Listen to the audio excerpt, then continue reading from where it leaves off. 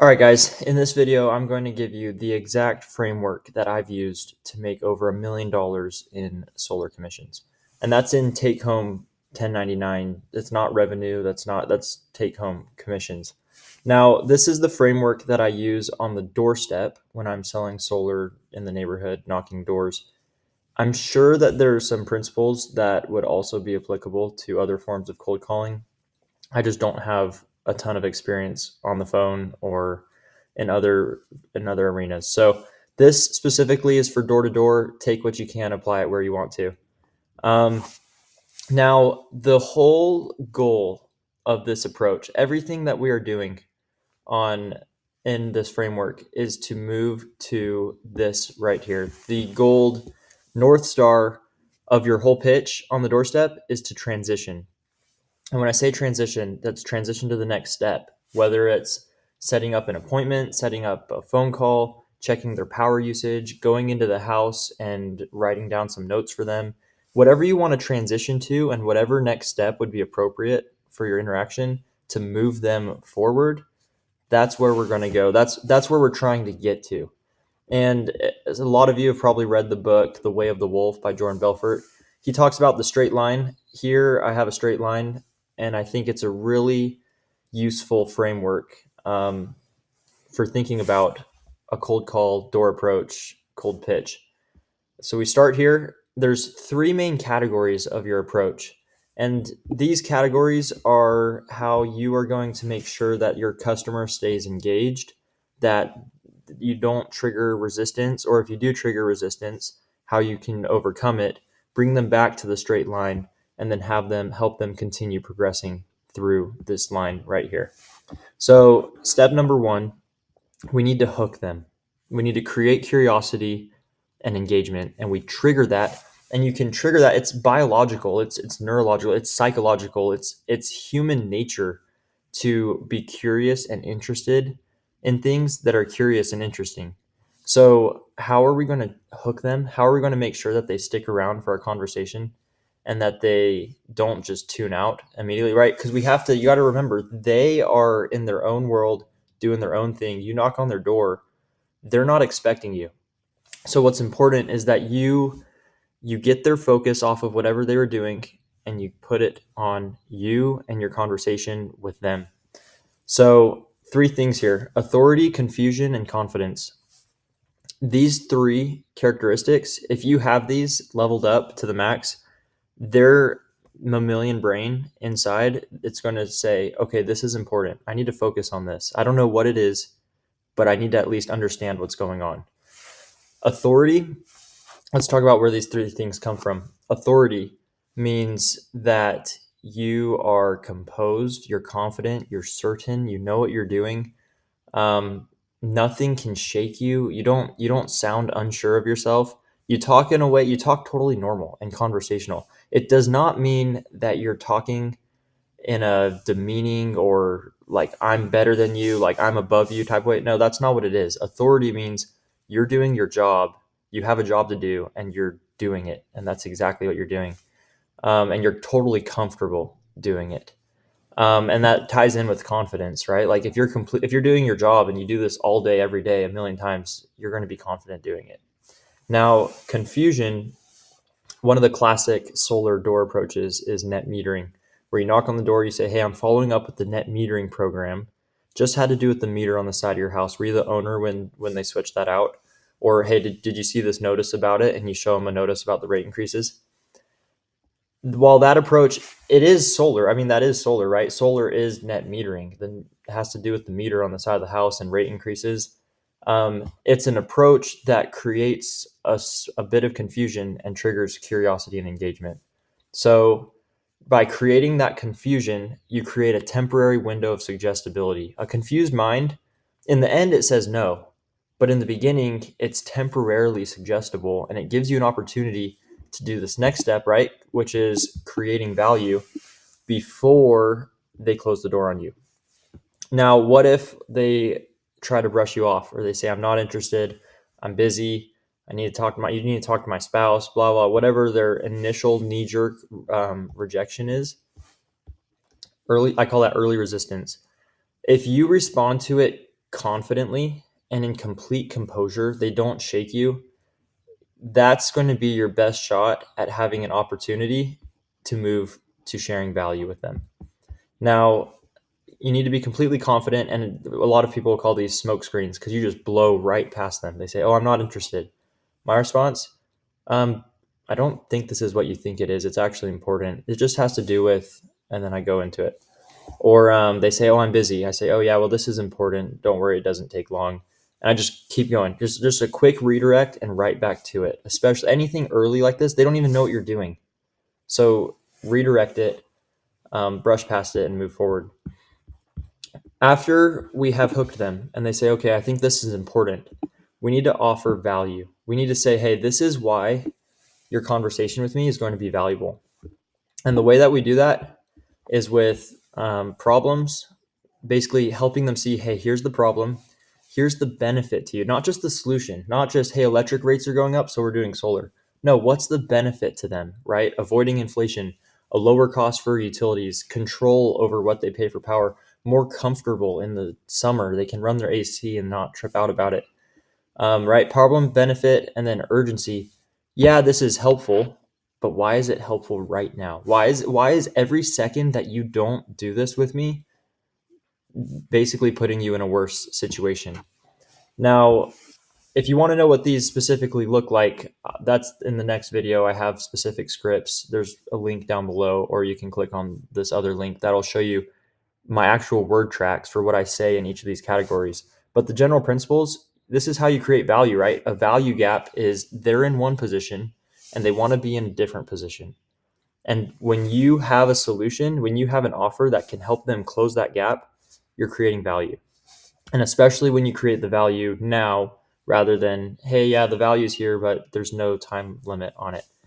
No, well, everyone can tell you why their product is helpful or useful or relevant, but very few reps can tell a prospect why their product is needed right now, this very minute. And after we create that value gap, we say, "Hey, here's the problem. Here's the benefit to you. This is what we're doing." We can't do it for everyone. They're picky with which houses they choose. Um, and then also with the urgency, right? That helps maintain neutral language because when we are trying to put value on them, you want to stay neutral so that you don't trigger resistance. But if you trigger resistance, they're like, "Oh yeah, I don't. I've looked into it before. I'm not interested. It didn't save me much money in the past." That's where we get the mid resistance. In the middle, we're in the conversation and they're kind of like starting to lean out. How do we overcome this? We build pain and we build value. So we're going to circle back while staying neutral, right? Neutral language. We're going to circle back through these things: problem, benefit, urgency, pull back. And we're going to push on different pain points or different benefits while maintaining the urgent pullback frame.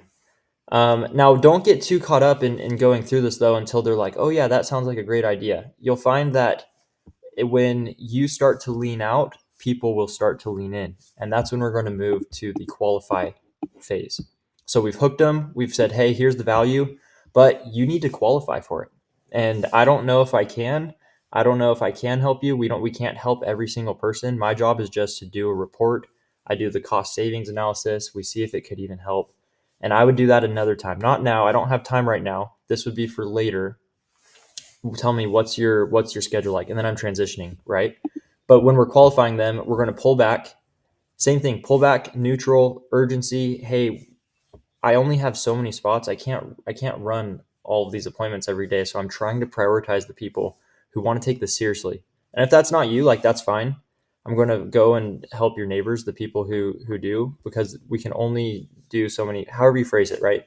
And then relevance, this is where you're going to ask questions. You're going to ask questions that make sure that what you're doing is relevant to them. "Hey, do you pay around $100 for a power bill?" Now, talking about what they pay for power, that's a great way to determine relevance. Because at least in California, even if they only pay $100 for power, we can still help them because California electric rates are so stupid expensive. But it also helps you test the waters and do a temperature check and see how into it they are, because they might just be going along with it up until this point. And so you can phrase that question. You can say, "Hey, do you ever pay more than $100 for power?" And they say, "Yeah, who doesn't?" dude, they're into it, right? Like just by them answering your question, they're qualifying themselves for everything, all the value you just shared, everything that you're moving them towards the transition. They're qualifying themselves. Or if you say, hey, do you ever pay more than $100 for a power bill? And they're like, no, not really, no. And they're probably lying because pretty much everyone here pays $100. But then I know I need to either build more pain, build more value, or maybe they're just not worth my time. I'm going to go find someone who's not going to lie to me about their power bill. Now, if you're trying to qualify them, you're leaning out and they're not leaning in, they're not qualifying themselves. How are we going to handle it? We can decrease friction, which basically you're going to make moving to the next step, the transition, right? Because right here we qualify them and we're trying to transition to the next step. We're trying to go check the meter, get the power bill, set an appointment. And they're like, oh, they're like being wishy-washy about it. They're not committing to doing it. They're not committing to not doing it. What you're going to do here is you're going to decrease the friction to move forward. And so maybe that's okay. Yeah, no, don't worry. Like, if anything, I just need to leave some notes for you. Do you have a paper and a pen? I'll just write down the notes and then you'll have them. They go get a paper and pen. Now you have a paper and a pen on the doorstep. You can do a mini presentation right here and you can sell them on why solar, what you're doing, your project, your offer, why it's relevant to them, and then attempt another transition. So you go ask them to get a paper, but that's like the softest transition, right?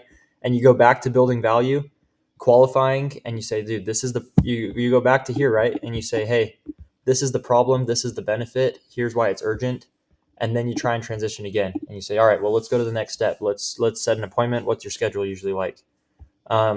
Decrease friction with baby transitions. Maybe you say, hey, come check the meter with me. I'll show you what I'm talking about. Now you have that walk to have a conversation and build more pain, build more value. Decrease friction with mini transitions and confidence. Like you'd be surprised how just being completely confident and composed, people follow you. People want the certainty that you have. People want it. So when I get to the end, and they're like, oh, well, I actually already have a quote. I'm looking at going with this other company. I say, I guarantee for a fact, no question, I could smoke it. I could absolutely, completely obliterate. There's no question in my mind. What? Tell me about it. What are you doing? What program are you doing? Are you financing it? Power purchase? What company? Okay, yeah, I guarantee I could smoke it. So let's just do this. I'm just gonna run a report. I'll bring you information. There's no obligation. You just take a look at it, see if it would help you or not. Just that confidence and the certainty of like, hey, let's just go to the next step. Hey, this is the next step. We're just going to do it. Come on. Like, just follow me. Like I've done this a million times. I do it all the time. Just come with me. That certainty and that confidence, they will follow it. And you'd be surprised how many people will set an appointment or get you their power bill, even when they're not interested. Like sometimes that confidence and certainty will get you appointments where they text you to cancel or they call you to cancel, or you show up and they're like, we don't really want to do it. But dude, like that's normal. Don't fear that. Like rejection is a part of what we do. And so working on overcoming it, dealing with it and moving past it, that's how we make the big bucks. So anyways, guys, here is, let's not do that. So here's the framework though. All right. We're going to hook them. We're going to create curiosity and engagement. We're going to provide value. We're going to stay neutral, and we're going to make them qualify for the value that we have. And then we're going to transition. It's all to get to the next step. And you attempt to transition and they shut it down. You're going to circle right back, dude. Create some more value, qualify them, and go right back to the transition until they shut you down and you have to leave. I mean, you can do this loop over and over again. Deal with their resistance, handle it, use whatever resistance strategy is most relevant to the resistance that they're telling you. Now, if you want the exact scripts, the exact words that I'm using in each of these steps, you're going to see that in the next video right here. Check it out. I will go through, I write a ton of scripts, and so I'll break down a few of them, give you word for word, how do we create authority, confusion, and confidence? How do we create a benefit problem and a value gap? How do we create urgency? How do we ask questions and make sure that what we're doing is relevant to them? And then, how can we transition? What are the different transitions that we do? I'll break that all down for you in the next one. So check it out, click the link and subscribe, and then I will see you in the next one.